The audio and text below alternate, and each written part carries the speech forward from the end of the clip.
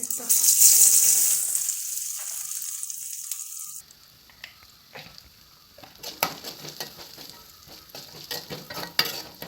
ഇതിനകത്ത് നമ്മൾ തേങ്ങ വറക്കാനിട്ട് അതിന് ശേഷം നല്ല ചെറിയുള്ളിയാണ് ഇത് ഇഞ്ചി അരിഞ്ഞ് വെച്ചിരിക്കുന്നു, വെളുത്തുള്ളി, പിന്നെ ഇതെന്ന് പറയുന്ന രമ്പയാണ്, കറിവേപ്പില.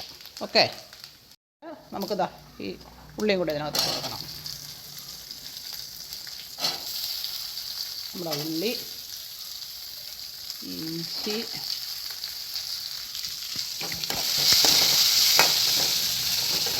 നമ്മുടെ കറിവേപ്പിലയും കൂടെ ഇട്ട് കൊടുക്കാം.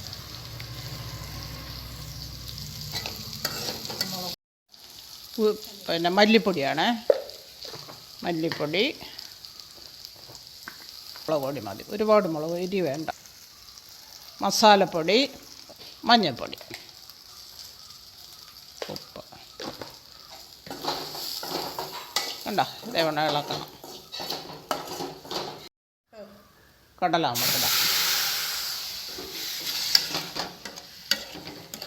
കറിയാണ്, പുട്ടിനുള്ള കടലയല്ലേ, അപ്പോൾ നമുക്ക് കുറച്ചും കൂടെ വെള്ളം ചേർക്കാം.